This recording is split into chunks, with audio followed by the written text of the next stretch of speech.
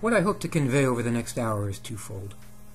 The first is that humans in contemporary society view nature as an adversary to be brought under control, usually through suppressive means. And so we draw the technical swords from their sheaths and fight a never-ending but fruitless battle against the very forces that support and nurture us.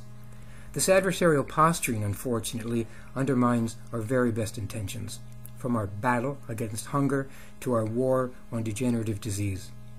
As Buckminster Fuller observed, the opposite of nature is impossible. The second point I hope to convey is that the fire that inflames many of our personal and social challenges is lit from a single match, that adversarial approach to life. And when the laws of nature are understood and applied, a plurality of physical, social, and environmental ills will respond favorably to the same corrective measures. In short, we don't always have to choose our battles. Sometimes we simply have to shift our point of view. Whenever we speak of evolution, we make the mistake of restricting its meaning to the past tense, something that has occurred. What comes to mind is fossilized evidence, things old and partial, trapped in stone, until exposed to sunlight and dusted clean with an archaeologist's brush. Sometimes these fragments reveal species of life that died out ages ago, having been unable to respond to social or environmental pressures. We shouldn't restrict our understanding of evolution to past events. We must also consider future possibilities. Although it's written in the Bible that God created man in his image, I can't help but think that over the past 3,000 years, during its travels from mother tongue to modern languages, something subtle was lost in the translation, and that the words originally written said that God is creating man in his image. Humans are, quite simply, a work in progress. Today we find ourselves at a critical juncture in our evolution, where our technological discoveries had, until relatively recently, outpaced our understanding of the science and the side effects behind them, where our technological evolution continues to outpace the personal and social evolution required to embrace those new technologies and use them for peaceful purposes. Some will argue that civilization tends to move or slide backward in time. This is because evolution requires a current against which to swim. The river of time carries us along, but it's only by our own effort that we evolve. The challenges we're facing today are not technical in nature. They are social and, more importantly, personal. It was inevitable that humans, as an evolving species, arrive at this point in time. The question remains if we will be able to navigate these waters and make it successfully to the other shore. Or will our bones and our buildings be reduced to fossilized evidence, a species that chose not to respond quickly enough to the environmental pressures we ourselves created? By the end of this century, conservative estimates are we will have raised the atmospheric temperature 3 degrees Celsius, which will probably mean the extinction of 70% of all species on this planet. 70%. And it's not going to be the amoeba, the protozoa, it's not going to be the bacteria, it's going to be the higher life forms that can't reproduce quickly enough to mutate and adapt. And as 20 countries just commissioned an independent study, by the year 2030, which is 18 years away, 100 million people will have perished from the effects of climate change. And it's not like when we hit 2030, 100 million people are going to drop. Okay, there's 6 or 7 million every year right now as we speak. So I'm making light of it, but this is really serious business. And this topic has to be front and center. We all have Facebook. It still drives me crazy. I got Photoshop sunsets and puppies and last night's dinner, and we're not using a tool in the way that we need to as a social tool. So I hope we sober up pretty quickly. The reason why I'm doing this talk, though, I was at a sustainability talk a few months ago. There was a nationally recognized speaker who was facilitating. And halfway through the program, a young man raised his hand, and he said he'd come up with a very clever catchphrase to describe the cynicism he'd felt that we'd really get anything done of any significance in terms of sustainability. And everyone laughed and nodded their heads. I didn't hear what the clever catchphrase was. I was like blindsided emotionally. I was totally unexpected. The blood was pumping in my ears. My heart was pounding. I don't know if I was visibly shaking, but I know that I was shaking inside. I had such a visceral reaction to that clever catchphrase, whatever it was. What I should have done was to have stood up, walked out, composed myself, and come back into the room. What I chose to do instead was open my mouth and firmly insert my foot inside. I'm not even sure what I said. I was not in any sense of emotional control. But I really came away from that, and I realized a couple of things. I find that with a lot of major sustainability talks, unless you're wearing a badge of cynicism on your sleeve, you're not invited to the table to discuss this. And I'm not sure what the cynicism was about. Is it cynicism toward people, a lack of faith in people? I've yet to meet someone who accurately has his finger on the pulse of humanity to make that determination. And personally, I don't want to work with people who are operating from cynicism as a baseline to operate from. That's not going to help me at all. And if it's cynicism that we're not going to be able to create the technology to respond to this crisis, the technology is already here. And that's one of the things I want to show you tonight. It is here. It's getting better, it's developing faster, but what we have right now is sufficient, and it's really quite amazing. And the other thing about technology, we don't drive technology. Technology has always driven us. And what I mean by that is, let's go back into the mists of time.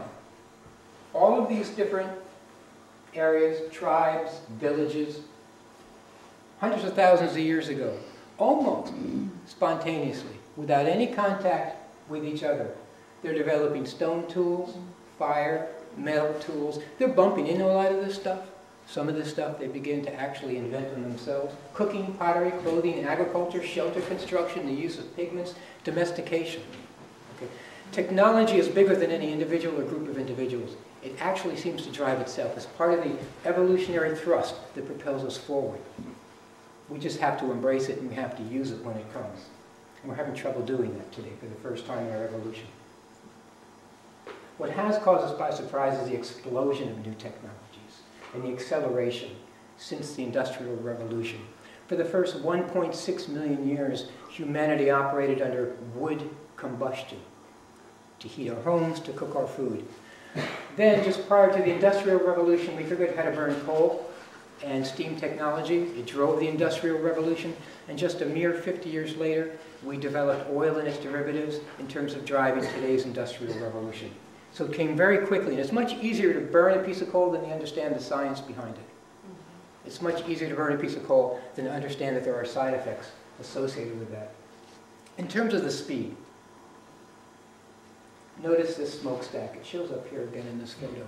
Here's a guy driving a car. The technology's thousands of years old. 1 horsepower, 1915.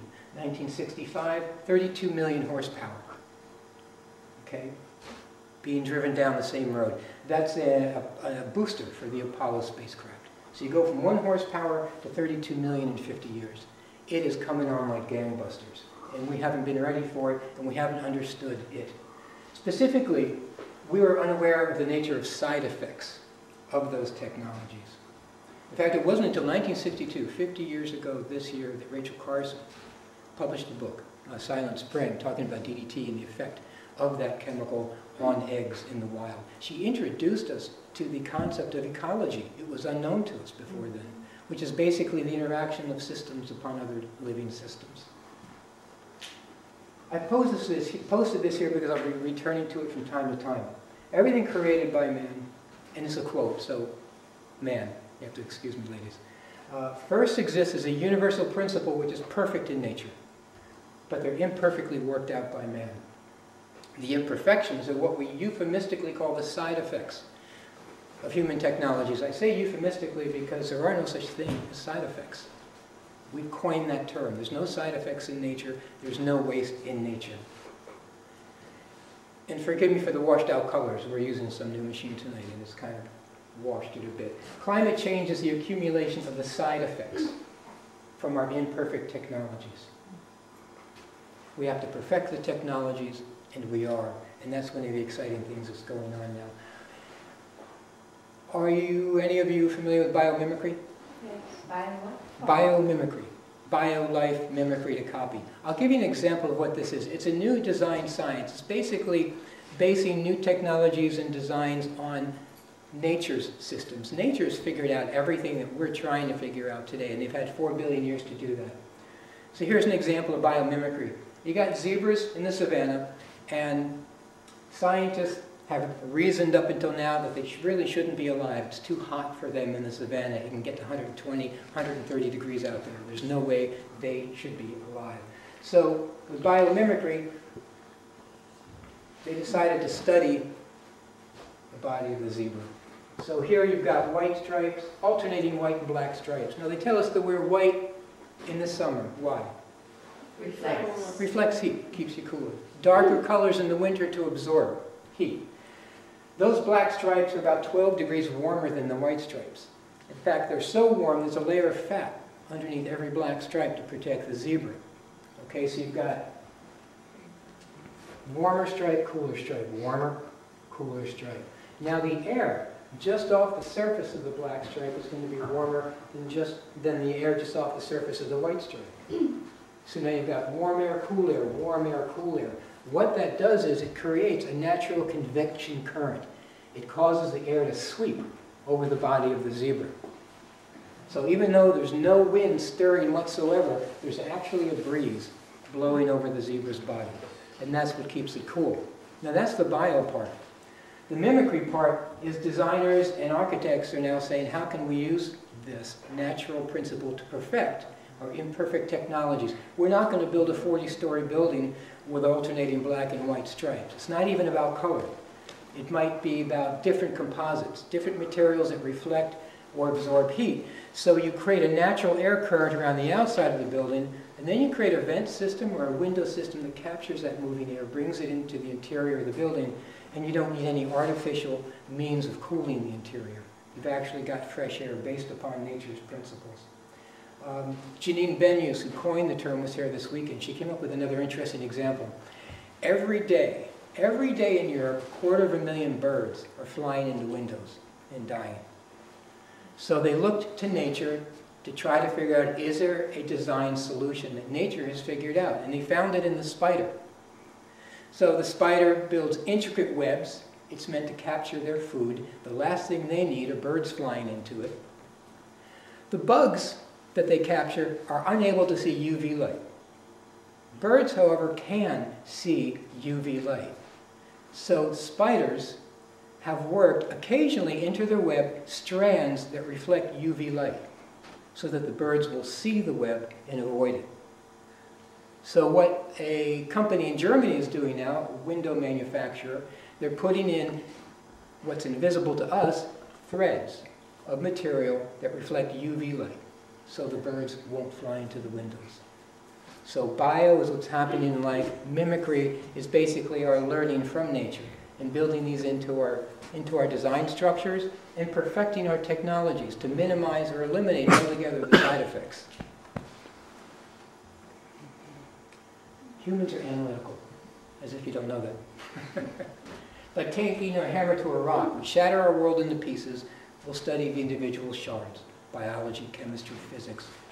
We do the same with our social problems, our physical problems, physical health, agricultural health, environmental degradation. We separate them out and study them separate and distinct. Now what I'm about to say is the way that I see it, and you might find something of yourselves in it. In addition to that, the problems of the world are spirited into my home through the internet, through television. They're broadening my exposure to natural and man-made disasters, political intrigue, local and global scale. And then I'm besieged with requests from the Kidney Foundation, American Cancer Society, American Lung Association, to special interests representing rainforests, dolphins, and whales. They're asking for my time, for my money, for my concern. I have this menu of concerns, and from it I'll choose one or two that might touch me more than the others. And I may throw some time into it, I'll throw some money into it, hope that it does some good somewhere at some point. And it's not that any one problem seems insurmountable, but all of them together feel really overwhelming to me. And in the end, I feel impotent. I feel like I'm trying to throw a cup of water into a house fire to put it out. It's just too overwhelming. The good news is, and I hope to show you a couple of examples tonight, although we separate out and make distinct many of these different problems, the laws governing nature don't. Many of our ills are basically lit from the same match. And if we understand natural principles and use them in a wise way, many problems will actually begin to diminish simultaneously across the board. And I want to show you one example of that tonight. So the nature of side effects. A leaf converts sunlight into energy with 100% efficiency. No side effects, no waste. We've tried to convert materials into energy. Oil, coal, nuclear, imperfect technologies. We create a tremendous number of side effects contributing to climate change. But we also have solar, geothermal, wind, tides. If you haven't been to the OCSL, I invite you to go down tomorrow. There's an open house. We're using both solar and geothermal. We're minimizing and eliminating altogether the side effects of energy production. Is it tomorrow or is it Wednesday? Well, there are tours every Wednesday and Saturday. Actually, it'll probably be the last Wednesday. But there are open houses at 1 o'clock every day. I'll be down there, and it's never an open house. If I'm down there, it's always a tour. I can't say just look around and ask a few questions. It's a tour. And, At 1 o'clock tomorrow? yeah, and you deserve the tour. So, nature recycles waste. Again, no such thing as waste in nature. Septic, municipal treatment, imperfect technologies based upon principles, nature's principles, but imperfectly worked out. Or the eco-machine. I want to introduce you to the eco-machine down there. It's based on what happens out in the forest 24/7. You've got a lot of organic waste constantly falling to the ground. In a few weeks, the leaves will be down. Year after year, decade after decade, century after century, there's no buildup of organic waste because bacteria continually break it down, turn it in more elemental form. It's taken up as nutrition to the roots of the plants. Perfect cycle, no waste, no side effects. That's how we're dealing with up to 52,000 gallons of our effluent here on campus. Everything from toilets to the sinks, showers, and dining hall. We're just introducing bacteria into the waste, breaking it down, it's being taken up by the plants. So within 36 hours of flushing our toilets, we're back to clean water. No chemical inputs whatsoever. Farming. This is my passion point. Has anyone here heard of Sir Albert Howard? You might have. You're permaculture. You're probably the first people that have ever even heard about him. How about Rodale? Rodale Press, organic gardening. He's considered the fella in this country who started organized organic farming. Around the same time Lady Eve Balfour did in England as well. 1940s. When and after he met Sir Albert Howard.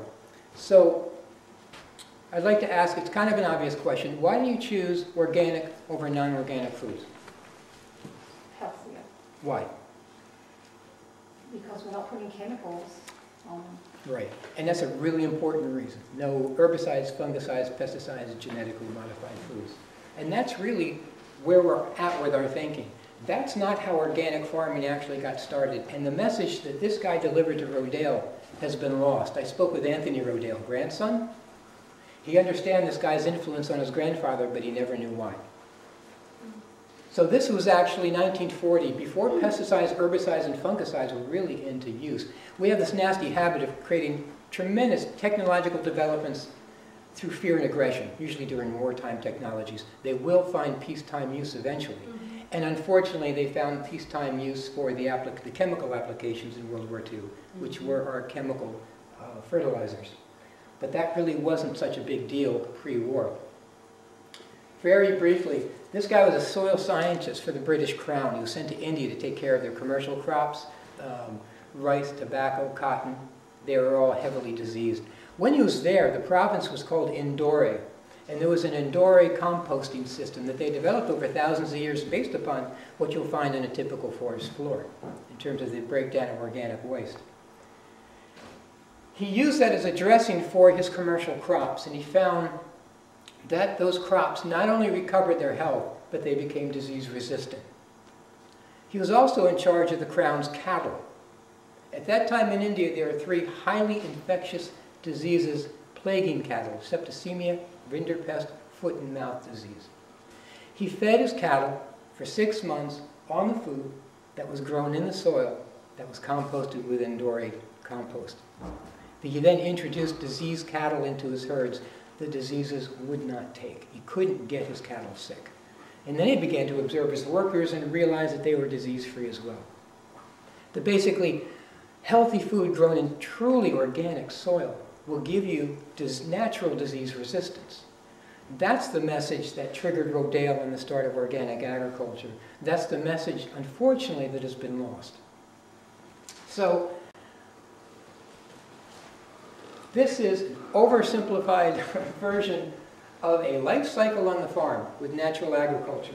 You've got manures being returned to the soil, composted material being returned to the soil, plant residue left over being returned to the soil. If you put in these non-artificials, you can maintain soil fertility.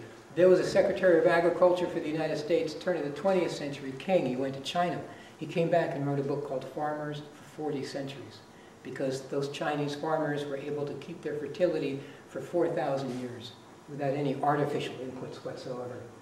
But what happens when you break that perfect chain?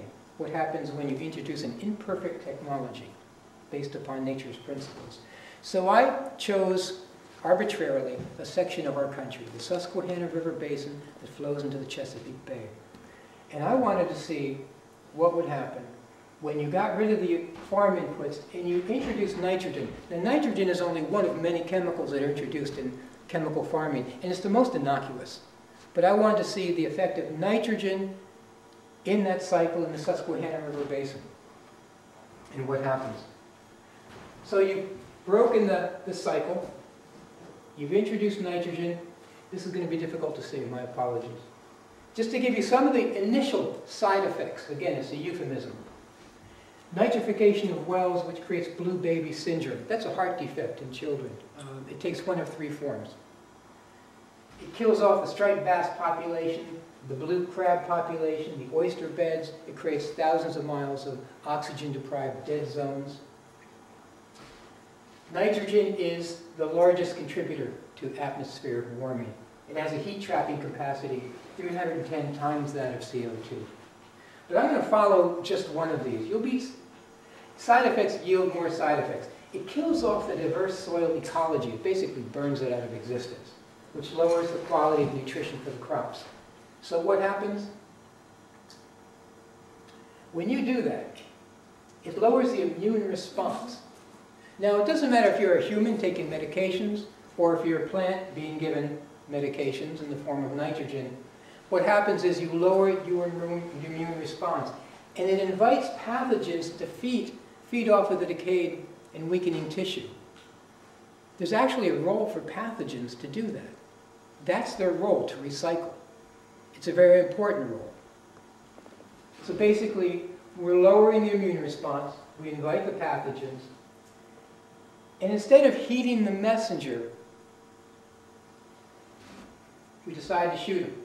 Instead of heeding the message, we shoot the messenger. So what do? When we see that immune response, it's our first signal that we're moving in the wrong direction. Our response instead is the application of herbicides, fungicides, pesticides. What happens when you do that? Harmful for human and animal consumption, further compromises the health of the plants, which invites more pathogens to recycle that tissue.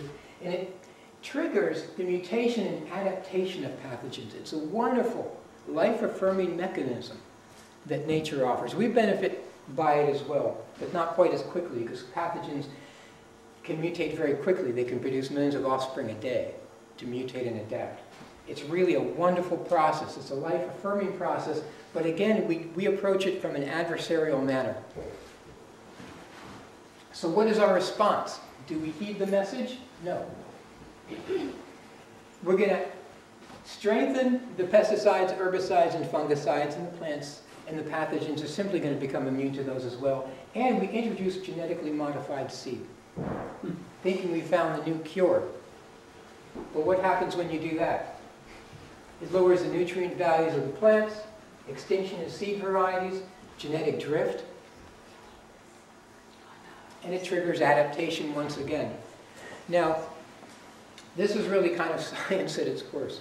You know how they'll introduce vitamins, they'll introduce medications. The FDA do a little bit of work on it, they'll approve it, get it into the stream. We'll use it for 10 years. We're the guinea pigs. We begin to find out the adverse side effects of these drugs and they pull it off the shelf. This is the first time in our evolution where you can't do that. This is self-replicating. We're releasing it into the environment. So we can't call this back. Once we release it, it's gone, and it's basically free to do what it wants. So we need to be really careful about introducing genetically modified seeds into the environment. So this is just kind of an overview of the side effects of just nitrogen. It's just a slice of the side effects of nitrogen in just one part of our country. Again, nitrogen is one of many chemicals in chemical farming. If I were to list all the side effects from all the chemicals that we're using, I would need an encyclopedia of side effects. Now, depending on which lens you look through, this is both really bad news and really good news. The bad news is you can't fix side effects. You can't. You wouldn't know that because that's where we invest all of our human capital.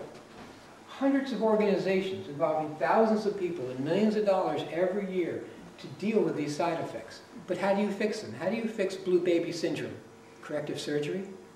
How do you fix the decimation of the fishing industry and the tearing apart of the social fabric of the community and the family? Welfare checks? That's not a fix. Okay. So that's the bad news. You can't fix side effects. The really good news is you don't have to.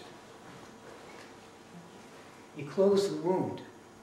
You go back and you perfect this technology. You based it upon natural principles. And when you do that, all of these other problems begin to diminish simultaneously across the board. Not overnight, but they will all diminish on their own. Nature has a very strong self-correcting mechanism, a self-healing mechanism. Just like you cut yourself, it will close that wound. It'll do the same here. But you have to go back and you have to go to the source. You have to close the wound. But we're basically caught up with the side effects. And it's all adversarial in nature. Adversarial comes from the Latin adversus, meaning to be against. And we are against everything. We're against nature. We're against our own bodies, whether it's the chemicals, pesticides, herbicides, fungicides, anti-biological agents that we put inside of us. We're just misunderstanding the processes that are going on. Evolution shaped the human brain to be acutely aware of all potential dangers. That's actually been a good thing. It's what's kept us alive. It's what's gotten us to this point. You know, it told us to climb the tree, to get out of danger when we needed to go for the spear when we needed to. I was watching the bird feeder this morning, and the birds come down to the bird feeder, and they'll take a seed out, and they'll look to the left, and they'll look to the right, and they'll look up and down before they chance taking another seed in that unguarded moment. If you've ever seen deer or zebra at watering holes, they'll take a sip, but most of their time is spent smelling, listening, looking to make sure that they can lower their head once again. So that's actually been a really good survival mechanism for us. But the problem is, this has a profound effect on our perception. It literally shuts off our ability to take in good news. So I want to offer you some good news tonight. Buckminster Fuller, one of my heroes, I defer to him from time to time. He observed that all of life's biological processes, including those of humans, we managed to capture and harvest only 1/1,000,000 of 1% of all the energy that washes over our planet. So as sophisticated as we think we are in terms of our new technologies, wind, solar, we're just getting started. We're really quite primitive. I mean, we've been out of the trees for maybe 100,000 years, but we still have a tailbone, okay? Hasn't quite receded yet. We're just getting started. Enough sunlight falls on the Earth's surface every hour to meet the entire world's energy needs for 1 year. Now this one here, I was a little skeptical, and I did my research, and I finally stopped with Bloomberg Business News, and they confirmed that this is true. A plot roughly 100 miles by 100 miles in the American Southwest, if covered with today's industry standard, and this is quite poor, 15 to 20% efficient solar panels, could generate enough power for the entire United States. Now, it's unreasonable to expect we can build a 100 square mile set of solar panels. Okay. But is it unreasonable to expect that we could build 10 square miles, 25 square mile solar panels? It's a piece of cake. We can do it, we can do it tomorrow. California right now has over 500 solar projects. In less than 5 years, they're going to have over 17,000. That's the equivalent of powering up 17,700,000 homes. Solar projects on public lands right now are powering up 17 gigawatts, so that's about 17 million homes. 5 gigawatts beam to Earth. This isn't in space. We have the technology. It requires no manned spacecrafts whatsoever. Solar panels positioned above the weather, sun 24 hours a day, beams the sunlight as microwaves back to receiving stations on Earth, converts it to 5 gigawatts per set, and that'll power up 5 million homes. MIT has developed solar curtains for the home now. You leave your house, close your curtains for the day, and power up the home. Wind. I'm from the Berkshires, so these are pesky up there. They don't want to ruin the landscape. You also have to understand, though, these are, because of the rate of technological change and the sophistication, these are transitional technologies. These won't be here next generation. These are 300-foot wind turbines. Already they're creating 33-foot turbines that produce 30% more energy than their cousins. Right now in the United States, we're producing enough wind, it's equivalent to 11 nuclear power plants. Do they have any of these in New York?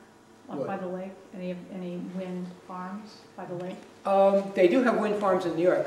We actually purchase for the entire campus, our electricity, we purchase 25% New York energy, wind energy, and 75% national. So it's there. The American Wind Power right now has the capacity to basically provide the power for all the homes in California. This one's great, Jeremy Rifkin's book. Let me recommend this to you. It's called The Third Industrial Revolution. It's must reading, but you must get past the first chapter or you'll Google the nearest bridge to jump off of. I was so terribly depressed, but I realized there was something else in the book and I followed it up. But this is one of his, this is in his book. In the United States, the geothermal energy within 2 miles of our surface has 3 million quads of energy, or enough energy to provide for America's needs for 30,000 years. Okay, so I didn't know what a quad was. I had to. So what does it mean that we have 3 million quads? So just one quad of energy is equivalent to 10 quadrillion BTUs, or 8 billion gallons of gasoline, or 1 trillion cubic feet of natural gas. You can forget about fracking. We don't need fracking. The United States uses about 100 quads a year, but we have enough to power up for 30,000 years. What's the problem? The engine. So that's a modern engine. That's a contemporary. That's a chassis from an electric vehicle. So this has over 100 moving parts, generates a lot of heat, a lot of friction, need oil, need gasoline to drive it. Outside of the wheels and the steering column, this chassis has one moving part. This is like looking at a plumbing job. This is a nervous system. I don't like to use the word paradigm shift too often because we tend to overuse it, undervalue it. But mankind harnessed fire and combustion 1.6 million years ago. And we have used it to power our homes, our houses, our vehicles. This is the first time in 1.6 million years we can actually wean ourselves off of fire and our dependence on fire, right here. And the technology's here. This is a Tesla. They actually threw the curtains off of those one night about 2 weeks ago. Surprised everybody. So this is a Tesla electric vehicle. These are superchargers. This is what's used to power up the vehicle. The drivers come up to the front, they basically plug it into their vehicle and they power it up. It's powered by solar panels that produce far more energy than is required for the chargers, so they're feeding it back into the grid. These are the chargers right now in Southern California. They'll have 24 by the end of the year throughout the state. What's really cool is you're not charged for the fuel. It's free. Absolutely free to the owners of the Tesla. Buckminster Fuller observed that humans do the right things but for the wrong reasons.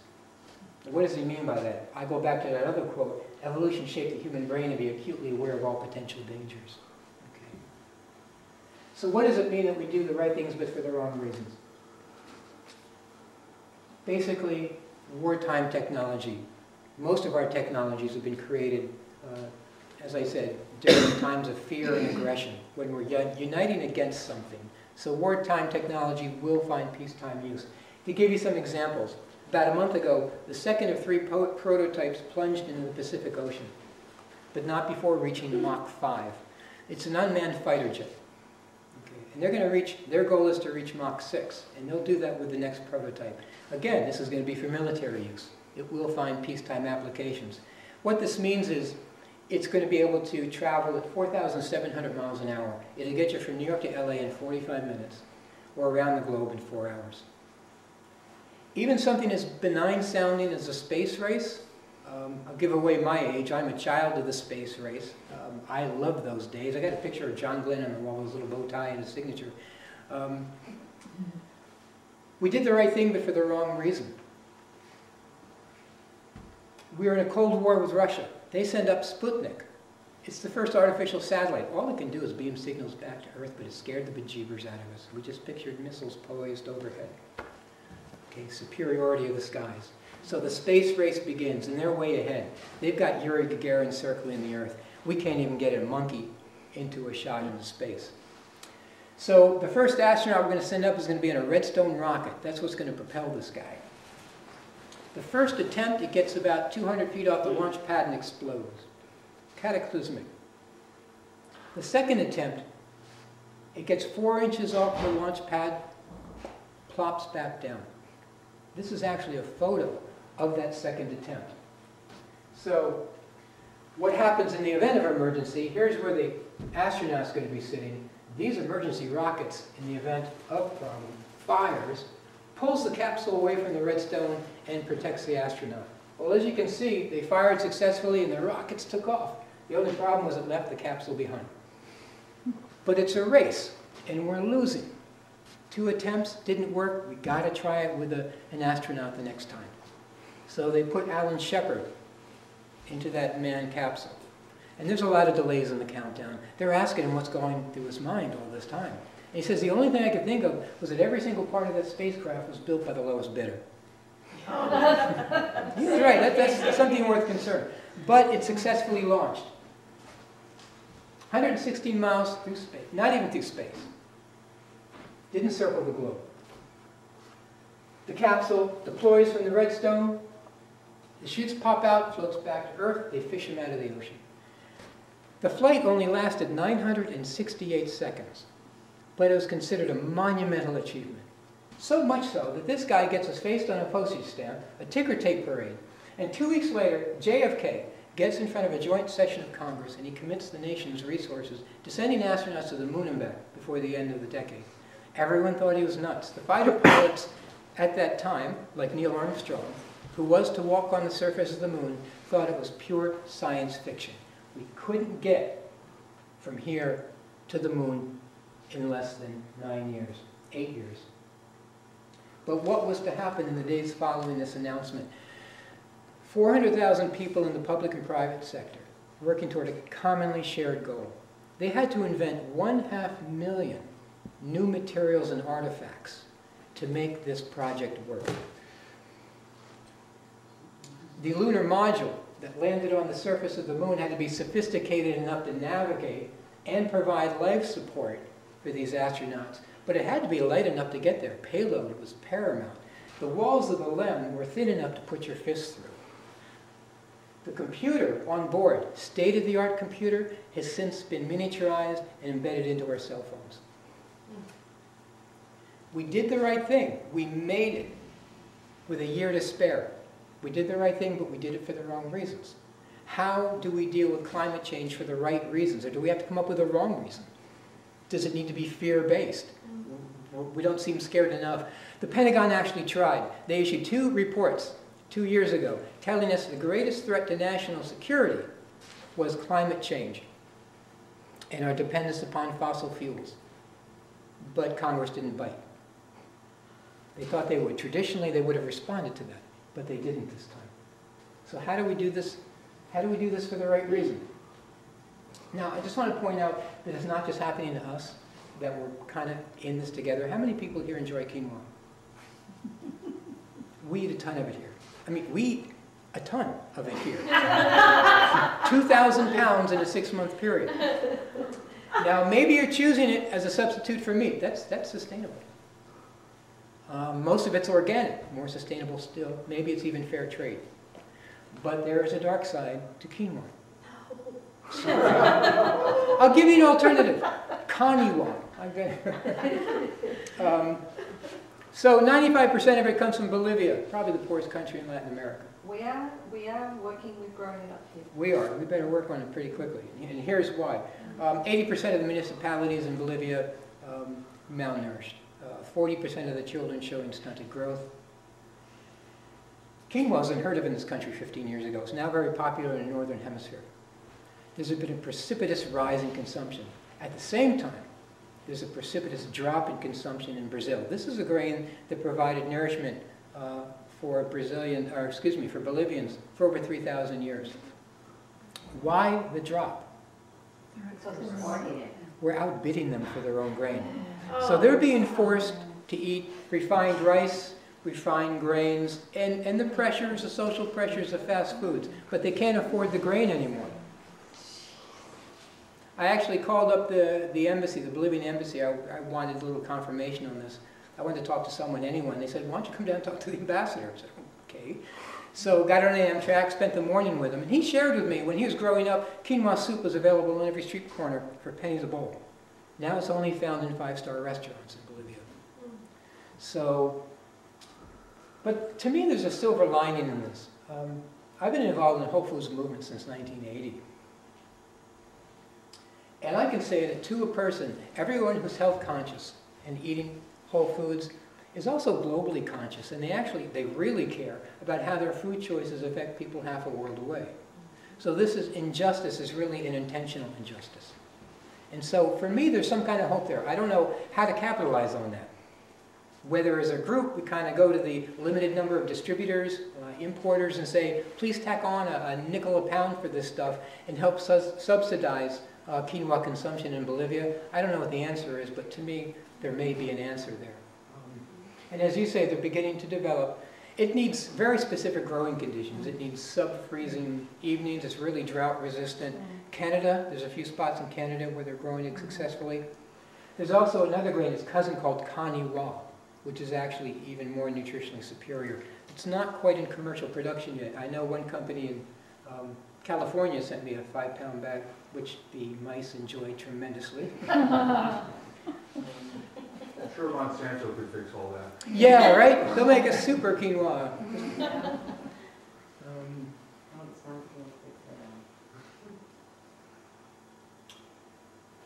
A friend of mine, Amina Eagle, a friend of many people here on campus, she told me the story, and of course it goes right back to what Buckminster Fuller said. The chick is inside its shell, and it's got basically all the nutrition it needs, all the fuel, all the food. But as it begins to run out of food, it begins to peck around looking for more, thus giving birth to itself. This is what Buckminster Fuller called precession, when animals, including humans, seemingly inadvertently, but by nature's design, do what they have to do to get to the next stage of their existence. Now we're kind of like that chick inside that shell. Here we are with dwindling resources. And we have an opportunity to leave that shell. We've got the technology. It's just been laid in our lap, as it always has been. And like that chick, and like all species of life, we're led to that point. But unlike that chick and all species of life, we are not compelled to do it. We're kind of semi-divine in nature. We're higher than the automatons that live out their lives in predictable and easily recognizable fashion, and the higher angels in heaven. You know, we actually compel ourselves, and in that compulsion is our highest freedom. And as smart as we are, and as intelligent as we are, we're the only species capable of making incredibly stupid, self-destructive decisions. So we're at that stage. We have been led to that point where we're running out of fuel, but we have available resources. And it's really going to come down to a question of how quickly we do this, and how quickly we adapt these technologies. There is politics involved, of course, and money. And as a nonprofit organization, I have to wear my Omega cap, so I have to be very careful about what I say about politics. I actually went to our attorney and said, what can I say, what can't I say? I can't point fingers at politicians, but I can talk in general terms. Why aren't we embracing these technologies that are available?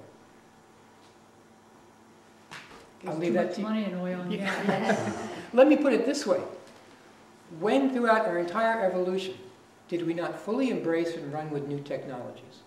I'm talking everything from fire to the wheel, to the cart, to the horse, to the telegraph, telephone, automobile, train, television, computer, aerospace technology.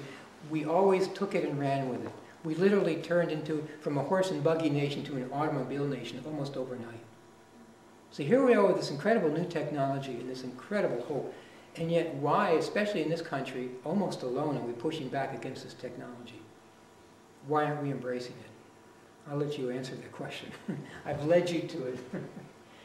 So people say, you know, what can we do? What can we do to initiate this kind of change in the time that we have left? Someone said, should I volunteer? And I'd say, yeah. Should I write my congressman? Yeah. You can do all those things. But really, the only thing I can suggest that you do is this quote from Manly Hall. A person learns that his integrity as an individual moves most rapidly and successfully in the direction of his own highest convictions. I can't tell you what to do. You know what you need to do. You've all come with special gifts. And you need to, I have to go in every once in a while and kind of recalibrate and just ask myself about doing everything that needs to be done. So that's basically the best that I can suggest. Now, I'll give you a couple of good things you can do in your home. There's 75,000 chemicals in this country, most of it unregulated and untested. There's a lot of that in homes. A lot of chemical insults going on. And it's showing up in our tissue, it's showing up in the umbilical cord blood of newborns. It's pretty serious stuff. So I'm just going to give you a few tips where you can really vastly eliminate a lot of these chemicals. One of the biggest offenders are the household cleaners that we're using, like Lysol 4-in-1 and such. When I first got here, we were using typical cleaners and bleaches like that here on campus, and I decided to go green. But I've never been a fan of green cleaners. It's still toxic. And whoopee, it's in a recyclable bottle. But what does that mean? It means I've got to ship it off to get melted down and reshaped. Got a carbon footprint there. Then maybe it gets shipped to 7th generation. Then it goes from them to a distributor to a retailer back to me. There's a lot of CO2 involved with that. So I've decided on a new technology. Hospitals are using it now, some universities. I give you Lotus Pro. This is the home unit. What this is, and the cord's too short to plug in, you fill it with tap water, just tap water. You stick it in here, you press the button, and for 2 minutes, the machine is charging the tap water with extra oxygen molecules. So you go from H2O to H2O3. It's liquid ozone. And at the end of 2 minutes, it beeps, and now you've got an hour to use it in your household. It's an all-purpose cleaner, it's a degreaser, and it's a disinfectant. It has a kill rate 300 times faster than bleach. I've got 5 pages of a kill list for pathogens and bacteria and viruses and molds that it will basically kill. After an hour, the oxygen molecules separate out, you're back to tap water, and you use it for your plants, you dump it down the sink. It actually works as a deodorizer. I've got someone here using it on campus right now, and he says that there's actually a pleasant smell to ozonated water. So you go to your toilet, you spray it for 15 seconds, you go about your business. You come, well, you don't spray it for 15 seconds. You spray it, you give it 15 seconds, and then you come back and wipe it down. Now, the wall-mounted units that hospitals are using now, you can fill a 5-gallon bucket in 1 minute, and you've got 8 hours to work with it. So basically, it's not just low toxic, it's no toxic. You're getting off the chemical grid entirely. You're getting rid of everything from recycled bottles as well. Other things you can do in the home, if you haven't figured it out by now, get rid of all plastic bottles in terms of drinking water. Go with glass, or if you're concerned about drinking water in the home, go with a triple carbon filter or reverse osmosis. You want to get those plastics out of your life. Other obvious changes, go as much as you can afford it, go to organic foods and avoid as much food wrap as possible as well. Another thing I'd suggest, and I'm going to sound horrible, avoid flame retardant materials if you can. Now, you can't do that with couches or chairs unless you want to spend $5,000 on a custom-made couch. Flame retardant materials. This is one of the biggest scams played upon the American people.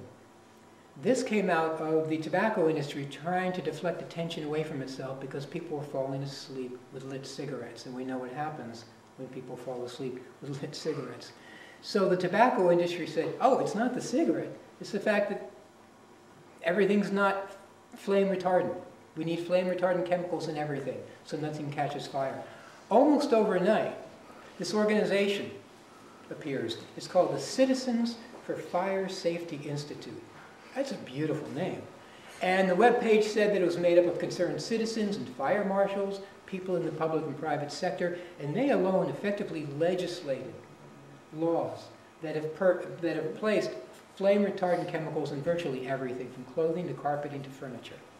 And again, this is being found in our tissue and the umbilical cord blood of newborns. It's really nasty stuff. The Chicago Tribune did an expose on this Citizens for Fire Safety Institute. There's no citizens.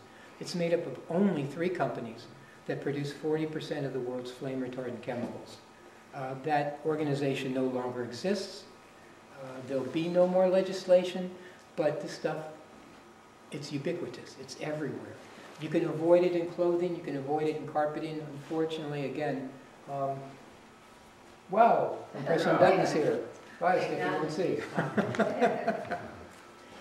So if you can avoid the flame retardant materials, and this is something I won't beat you over the head with, but you're free to take this with you. And this really is targeted to women especially. It's cosmetics. And it breaks down the cosmetics you're using and the effects on the body.